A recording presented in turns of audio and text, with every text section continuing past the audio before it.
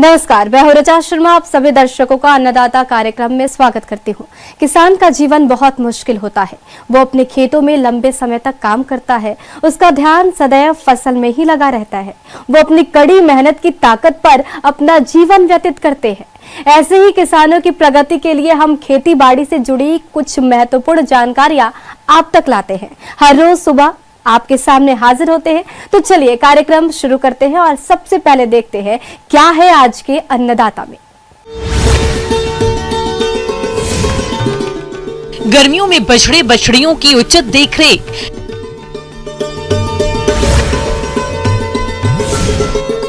Dragon fruit की खेती है अच्छी आय का जरिया।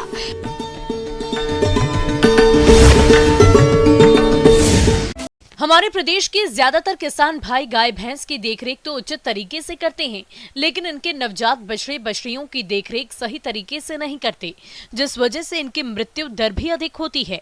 इसलिए गर्मी के प्रकोप से नवजातों को बचाने के लिए आप इनकी उचित देखरेख और प्रबंधन किस तरह से करें, आइए जानते हैं NDRI करनाल के वैज्ञानिक डॉक्टर BS मीणा से।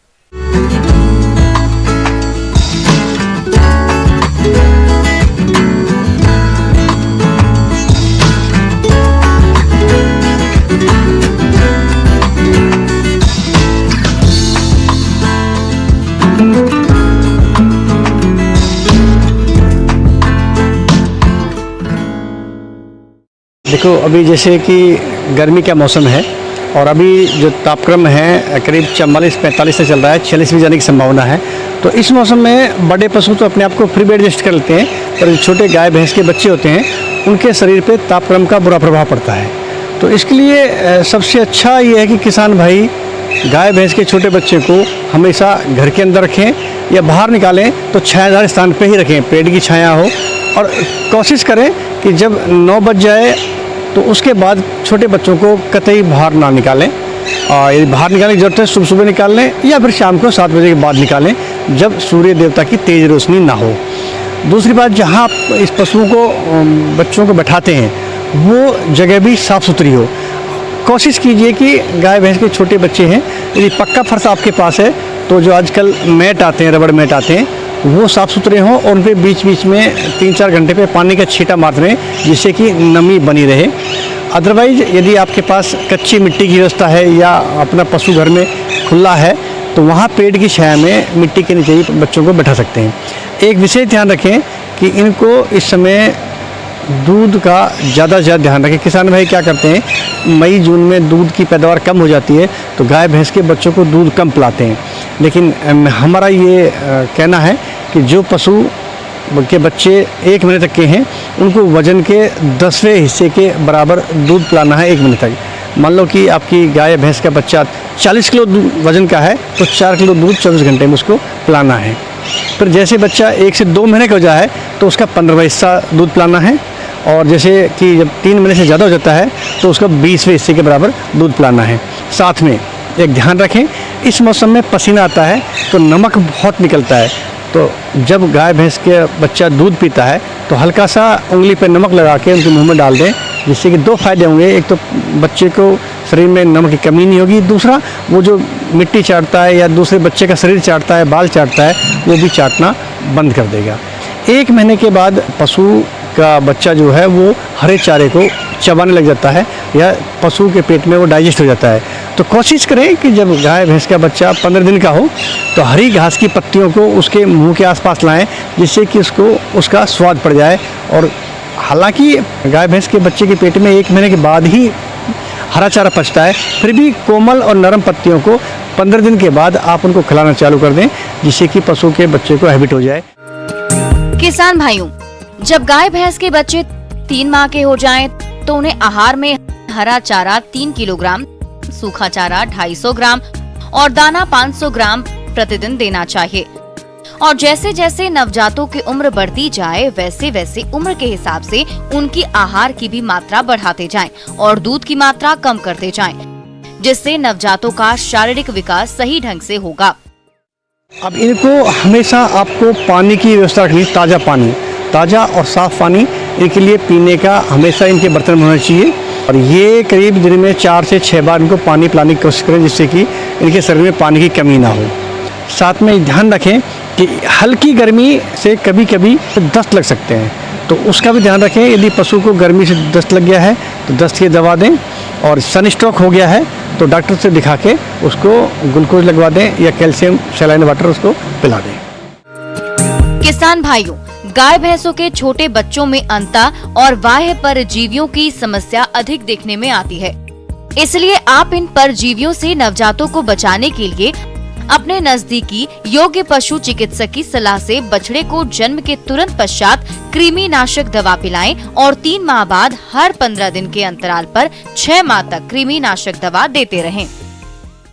किसान भाइयों को एक सलाह है कि गाय भैंस भी एक जीवित प्राणी है। इनके बच्चे हों या बड़े हों, ये हमेशा छायादार स्थान में ही रखना चाहिए। किसान भाइयों, अभी तक आपने खेती से जुड़ी हुई कुछ उपयोगी जानकारियां देखी। अब लेते हैं एक छोटा सा ब्रेक, जल्द ही लौटेंगे और कार्यक्रम में आगे भी है खेती बाड़ी से जुड़ी कुछ महत्वपूर्ण जानकारियां, तो बने रहिए हमारे साथ।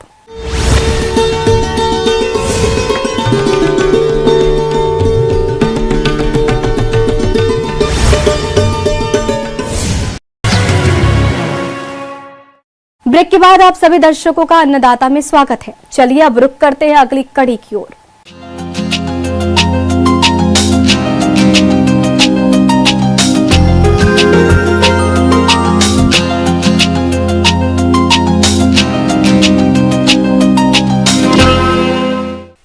किसान भाइयों, ड्रैगन फ्रूट एक विदेशी फल है जो स्वास्थ्य की दृष्टि से काफी उपयोगी होता है, जिस कारण इसे सुपर फ्रूट भी कहा जाता है।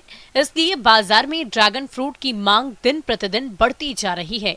इसी बात को ध्यान में रखते हुए अब देश के कई किसान इसकी खेती सफलतापूर्वक कर रहे हैं। तो ये ड्रैगन फ्रूट किस प्रकार से लाभकारी है, आइए जानते हैं।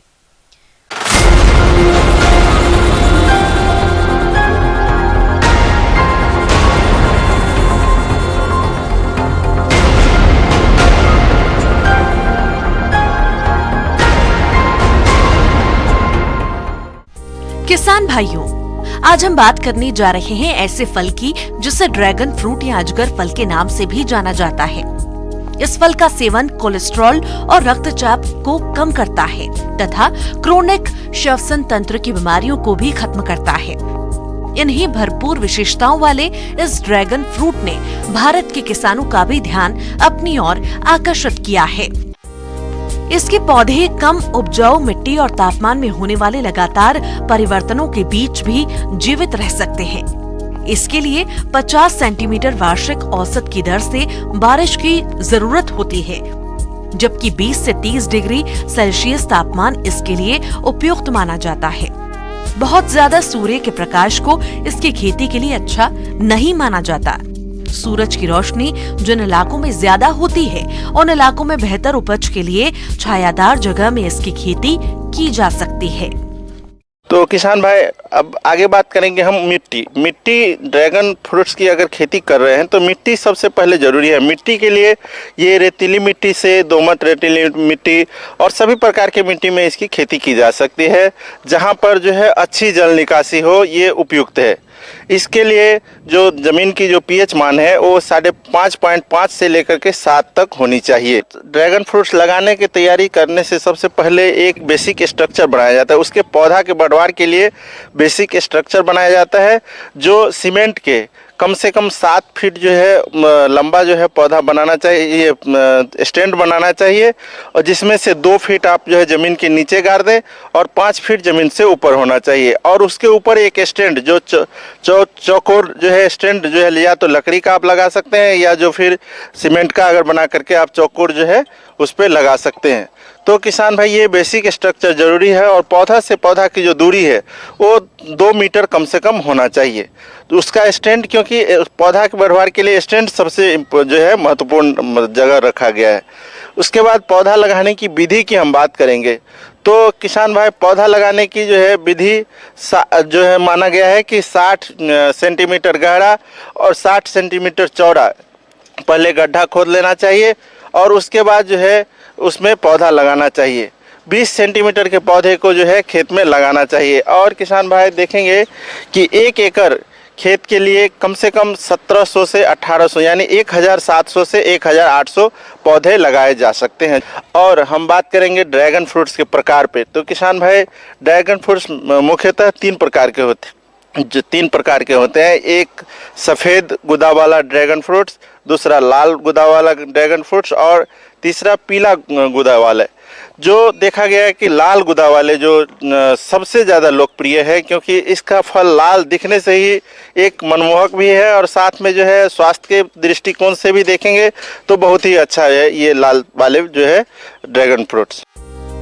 ड्रैगन फ्रूट की खेती की खासियत यह है कि इसके पौधों में अभी तक किसी तरह की कीट लगने या पौधों में किसी तरह की बीमारी होने का मामला सामने नहीं आया है। ड्रैगन फ्रूट के पौधों 1 साल में ही फल देने लगते हैं।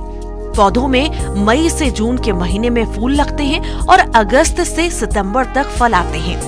फूल आने के 1 महीने बाद ड्रैगन फ्रूट को तोड़ा जा सकता है। पौधों में दिसंबर महीने तक फल आते हैं। इस अवधि में एक पेड़ से कम 6 बार फल तोड़ा जा सकता है। फल तोड़ने लायक हुए या नहीं, इसको फलों के रंग से आसानी से समझा जा सकता है। कच्चे फलों का रंग गहरे हरे रंग का होता है, जबकि पकने पर इसका रंग लाल हो जाता है। रंग बदलने के 3 से 4 दिन के अंदर फलों को तोड़ना उपयुक्त होता है, लेकिन यदि फलों का निर्यात किया जाना है तो रंग बदलने के 1 दिन के भीतर ही इसे तोड़ लिया जाना चाहिए। इस तरह से प्रति एकड़ 5 से 6 टन ड्रैगन फ्रूट का उत्पादन किया जा सकता है। कुल मिलाकर ड्रैगन फ्रूट के पौष्टिक गुणों को देखते हुए स्थानीय और अंतर्राष्ट्रीय बाजार में इसकी भारी मांग है। इसीलिए ड्रैगन फ्रूट की खेती व्यावसायिक तौर पर काफी लाभप्रद मानी जाती है। आगे और भी है खेती बाड़ी से जुड़ी बहुत सी रोचक जानकारियां, पर यहाँ पर रुकेंगे एक और ब्रेक के लिए। जल्द हाजिर होते हैं।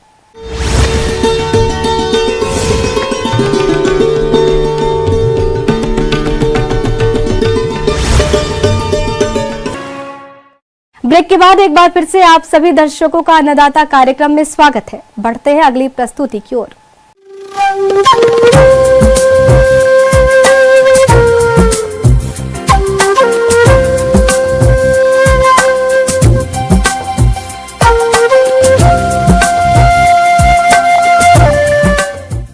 मौसम के अनुसार प्रबंधनों पर ही टिकी है आपकी खेतीबाड़ी, इसलिए मौसम पूर्वानुमान और उस पर आधारित साप्ताहिक कृषि सलाह इस प्रकार है।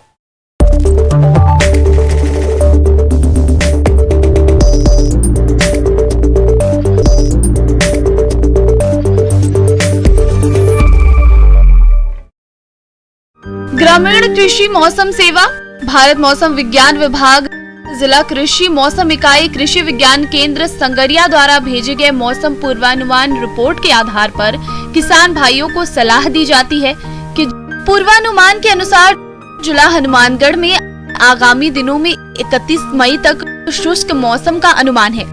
आने वाले दिनों में तापमान में 2 से 3 डिग्री बढ़ोतरी के साथ कहीं कहीं लू व धूल भरी हवाओं की स्थिति दर्ज हो सकती है। आगामी 2 दिनों में अधिकतम तापमान 40 डिग्री सेल्सियस और न्यूनतम तापमान 26 डिग्री सेल्सियस रहने का अनुमान है। सापेक्ष आर्द्रता 4 से 19% हो सकती है। हवा की औसत गति 20 से 21 किलोमीटर प्रति घंटे हो सकती है। उत्पादन बढ़ाने के लिए किसान भाई समय पर बुवाई करें, प्रमाणित और उन्नत बीज का प्रयोग करें, बीजोपचार करें, उचित बीजदार रखें, मिट्टी की जांच करवाकर सिफारिश अनुसार संतुलित उर्वरक काम में लें तथा उर्वरक पर पैसा बचाएं। खाद, बीज, दवा खरीदते समय बिल अवश्य लें। बीटी कपास की बिजाई के 30 से 35 दिन बाद प्रथम सिंचाई करें। प्रथम सिंचाई के साथ 27.5 किलो यूरिया प्रति बीघा की दर से देवें। प्रथम सिंचाई के समय विरलीकरण कर पौधों की दूरी 30 सेंटीमीटर रखें। प्रथम सिंचाई के बाद बत्तर आने पर निराई गुड़ाई करें। जिन खेतों में जड़ गलन रोग का प्रकोप अधिक होता है, उन खेतों के लिए बुआई से पूर्व 2.5 किलोग्राम ट्राइकोडर्मा हर्जेनियम को 50 किलो आर्द्रता युक्त गोबर की खाद में अच्छी तरह मिलाकर छाया में रख दें। इस मिश्रण को बुआई के समय 1 बीघा में पलेवा करते समय मिट्टी में मिला दें। मूंगफली की बुआई 15 जून तक कर सकते हैं। सिफारिश किस्में TG 37A, HNG 10, HNG 69, HNG 123 के प्रमाणित बीज की खरीद करें। बीजदार 20 से 25 किलोग्राम प्रति बीघा रखें। कॉलर रोट, संधि विगलन एवं जड़ गलन रोगों की रोकथाम के लिए बुआई के 15 दिन पूर्व 1 किलो ट्राइकोडर्मा हर्जेनियम प्रति बीघा की दर से 12 से 15 किलोग्राम सड़ी हुई गोबर की खाद में मिलाकर छाया में रख दें एवं बुआई के समय भूमि में मिला दें। मूंगफली में 5 किलो नत्रजन और 8 किलो फास्फोरस प्रति बीघा हिसाब से खेत में बुवाई से पूर्व दें। 50 किलो जिप्सम प्रति बीघा बुवाई के समय ड्रिल करना लाभदायक है। धान की सीधी बुआई करने से रोपाई की तुलना में 20 से 30 श्रमिक प्रति हेक्टेयर की बचत होती है।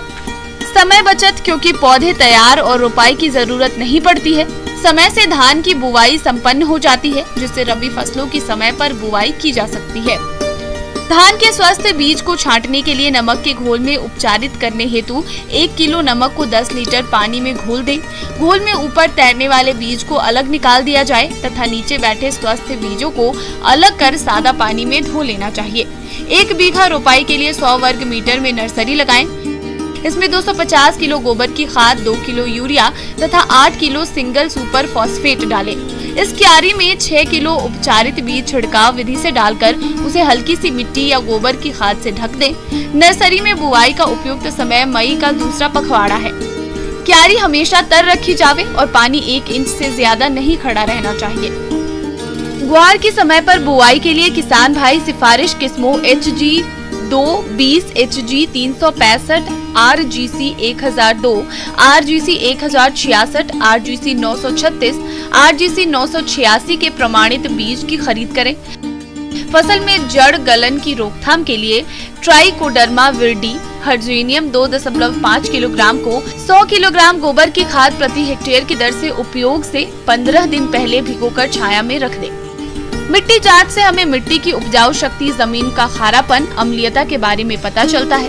इसके अलावा मिट्टी जांच में हमें जैविक कार्बन और जमीन में फसल उत्पादन के लिए जरूरी पोषक तत्वों की मात्रा और फसल से पूरा उत्पादन लेने के लिए कितनी और खाद देने की जरूरत है, इसका पता चलता है। केवल शाम या सुबह के समय ही सिंचाई करें। मिट्टी की नमी को संरक्षित करने के लिए फसल अवशेष पुआल, पॉलीथीन के साथ मल्चिंग करें। नींबू वर्गीय नए बाग लगाने के लिए 6 गुना 6 मीटर की दूरी पर 1 गुना 1 गुना 1 आकार के गड्ढों की खुदाई करें। किन्नौ व माल्टा बाग में कैल्शियम नाइट्रेट 1500 ग्राम प्रति 100 लीटर पानी में मिलाकर सुबह या शाम के समय छिड़काव करें। बेर के पौधे मई माह में गर्मी प्रारंभ होने पर सुषुप्तावस्था में चले जाते हैं, इसलिए मई माह में कटाई छटाई करनी चाहिए। तापमान अधिक होने की संभावना को देखते हुए किसान भाई सब्जियों की तुड़ाई सुबह या शाम के समय करें तथा इसके बाद छायादार स्थान पर रखें। बेल वाली फसलों में नमी बनाए रखें, अन्यथा कम नमी होने से परागण पर प्रभाव पड़ेगा, उत्पादन में कमी आ सकती है। भिंडी की फसल में कम अंतराल पर सिंचाई करते रहें। चूजे गर्मी के मौसम में बहुत संवेदनशील होते हैं, इसलिए चूजों को कम स्थान में अधिक संख्या में नहीं रखें और प्रत्यक्ष पर्यावरणीय गर्मी से बचाएं। चूजों को गर्म हवा से बचाने के उपाय करें। गर्मी से मुर्गियों और चूजों को बचाने के लिए फार्म के चारों ओर बोरी लगा देनी चाहिए। वहीं स्प्रिंकलर लगाकर इन बोरियों पर सुबह शाम पानी का छिड़काव कर गीला करें। गर्मी के तनाव को कम करने के लिए फीड में विटामिन C के पूरक का उपयोग करें।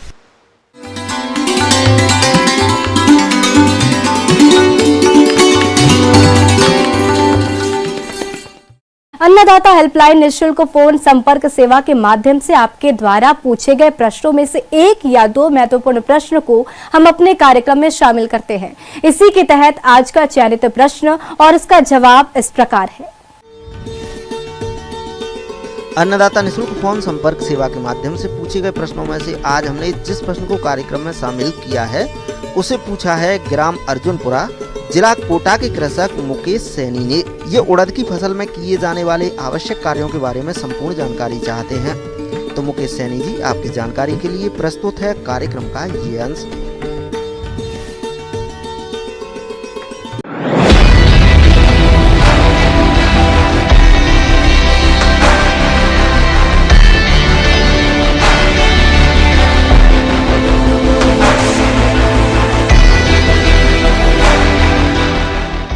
किसान भाइयों, वर्तमान जो समय है वो जायद का है, तो इसमें हमारे राज्य की प्रमुख फसल है उड़द की। उड़द की फसल में खरपतवार अधिक देखने को मिलते हैं, जो कि फसल में खाद, उर्वरक और हवा पानी के लिए प्रतिस्पर्धा करते रहते हैं, जिससे फसल की बढ़वार पर विपरीत प्रभाव पड़ता है। साथ ही साथ फसल पूर्ण रूप से कमजोर हो जाती है और फिर आगे चलकर फसल उत्पादन में कमी आ जाती है। मैं आपको बता दूं कि किसी भी फसल का अगर आपको अच्छा उत्पादन लेना है तो सबसे पहले इसमें खरपतवार प्रबंधन जो है अति आवश्यक होता है, क्योंकि ये जो है कीट और व्याधियों के लिए आश्रय स्थल का भी काम करते हैं। तो किसान भाइयों, आप 20 से 25 दिन के अंतराल में पहले निंदाई गोड़ाई और दूसरी निंदाई गोड़ाई जो है वो 25 से 40 दिन के अंतराल में कर लें और खेतों को खरपतवार से मुक्त रखें। इसके बाद बात आती है जल प्रबंधन की। तो वर्तमान जो समय चल रहा है उसमें को मैं बताना चाहूँगा कि लगातार आप हल्की सिंचाई करते रहें और इसके लिए मृदा का जो प्रकार है और फसलों की जल मांग के आधार पर आप सिंचाई करते रहें। ये बात का विशेष ध्यान रखना है कि बराबर नमी जो है पूरे खेत में बनी रहे और ना तो कम रहे और अत्यधिक भी नहीं रहनी चाहिए, क्योंकि अगर आप जल कहीं पर संग्रहित हो जाता है तो वो भी जो है इस फसल के लिए अत्यधिक हानिकारक होता है। ये उसके प्रति अधिक संवेदनशील होती है, जिससे जड़ सड़न रोग हो सकता है पौधों में। इसके बाद बात आती है पोषण प्रबंधन की। तो किसान भाइयों, अभी तक आपने बेसल डोज के रूप में नाइट्रोजन, फास्फोरस और पोटास, जिंक की मात्रा आपने दे दी होगी, लेकिन कहीं कहीं पर अगर आपको फसल थोड़ी कमज़ोर दिख रही होगी तो आप घुलनशील उर्वरक है, आप 19-19-19 का छिड़काव 1 से 2 किलोग्राम प्रति एकड़ की दर से आप इसका भी 200 लीटर में घोल बनाकर आप इसका भी छिड़काव कर सकते हैं। किसान भाइयों, अब हम बात कर लेते हैं सबसे महत्वपूर्ण जो पहलू रहता है फसल सुरक्षा का। बिहार रोमेल इल्ली कीट। इस कीट के प्रौढ़ मध्यम आकार का तथा प्रौढ़ के पंख पूरे पीले रंग के होते हैं। इनके शरीर पर घने बाल या रोए होते हैं, जिस कारण इन्हें कंबल कीट भी कहा जाता है। इल्लियां छोटी अवस्था में झुंड में रहकर पत्तियों को खाती हैं, जिससे पत्तियां जालीनुमा आकृति की बन जाती हैं। बड़ी इल्लियां फसल में फैलकर पत्तियों में अत्यधिक नुकसान पहुंचाती हैं और अधिक प्रकोप होने की स्थिति में पौधे पत्ती विहीन हो जाते हैं और केवल डंठल के रूप में रह जाते हैं। इनके प्रकोप से पौधे में दाने छोटे व उपज में कमी हो जाती है। जैविक कीट नियंत्रण के हेतु फसल में 6 से 7 फेरोमोन ट्रैप प्रति एकड़ के हिसाब से लगाने चाहिए। इसके साथ ही फसल में लाइट ट्रैप का भी प्रयोग करना चाहिए। यदि फसल में नुकसान आर्थिक क्षति स्तर से अधिक है तो आप रासायनिक नियंत्रण के लिए 0.05 ग्राम इमामेक्टिन बेंजोएट दवा को प्रति लीटर पानी के हिसाब से घोलकर फसल पर छिड़काव करें, जिससे इस कीट पर नियंत्रण पाया जा सके। इसमें जो चूसक कीट हैं वो बहुत ही हानि पहुंचाते हैं, जिससे उत्पादन कम हो जाता है, पत्ते सूख जाते हैं, सिकुड़ जाते हैं और प्रकाश संश्लेषण की क्रिया बाधित होती है, जिससे पौधे बौने रह जाते हैं और उत्पादन भी बहुत कम प्राप्त होता है। तो इससे बचाव के लिए आप नीम तेल का छिड़काव कर सकते हैं। 5 ml प्रति लीटर की दर से आप घोल बनाकर छिड़काव कर सकते हैं। और जब आपकी फसल 8 से 10 दिनों की हो जाए तो आप इमिडाक्लोप्रिड 1 ml प्रति लीटर पानी में घोल बनाकर आप इसका भी छिड़काव जो है कर सकते हैं। इसके बाद हम बात कर लेते हैं रोगों की। तो इसमें सबसे प्रमुख पीला मोज़ेक वायरस, जो कि सफ़ेद मक्खी द्वारा फैलता है। चूँकि ये ऐसा रोग है कि अगर आपके खेत में आ गया और 1-2 पौधों में हो गया तो ये पूरे खेत में लगभग फैल जाता है और पूरी फसल जो है नष्ट कर देता है। तो इसके नियंत्रण के लिए सबसे पहले तो आप रोगरोधी किस्मों का चयन करें, मतलब पीला मोज़ेक जो रोग है उसके अवरोधी जो किस्में हैं आप उसका उपयोग करें। बीज उपचार अगर कर रहे हैं तो जो फंगीसाइड के साथ साथ इंसेक्टिसाइड थायोमेथाक्साम 0.5 ग्राम प्रति केजी बीज की दर से आप इसका भी अच्छी तरह से मिला दें और बीज उपचार करें। और साथ ही साथ फसल चक्र का उपयोग करें। लगातार एक ही खेत में आप हर साल उड़द की फसल ना लें। और चूसक कीड़ों के नियंत्रण के लिए आप इमिडाक्लोप्रिड 1 ml प्रति लीटर पानी में घोल बनाकर आप इसका छिड़काव करें। तो किसान भाइयों, ये थी मेरे द्वारा बताई गई छोटी छोटी जानकारियां, जिसको आप अगर ग्रीष्मकालीन उड़द की अधिक से अधिक उत्पादन प्राप्त कर सकते हैं। धन्यवाद। किसान भाइयों, अन्नदाता आपकी सेवा के लिए संकल्परत है। कृषि संबंधित समस्या और सुझावों के लिए आप हमें इस पते पर संपर्क भी कर सकते हैं। प्रोड्यूसर अन्नदाता news 18 Rajasthan, Ramoji film city Hyderabad 501512। साथ ही आप हमें ईमेल भी कर सकते हैं। हमारा ईमेल है p18annadattarajasthan@nw18.com। इसके अतिरिक्त आप हमें निशुल्क हेल्पलाइन नंबर 180088921663 पर सोमवार से शनिवार सुबह 10 से शाम 4 बजे के बीच संपर्क कर सकते हैं। किसान भाइयों, अब समय हो रहा है आपसे विदा लेने का, तो हमारी अन्नदाता टीम को दीजिए इजाजत। कल फिर आपसे होगी मुलाकात कृषि संबंधित कुछ और महत्वपूर्ण जानकारियों के साथ। नमस्कार।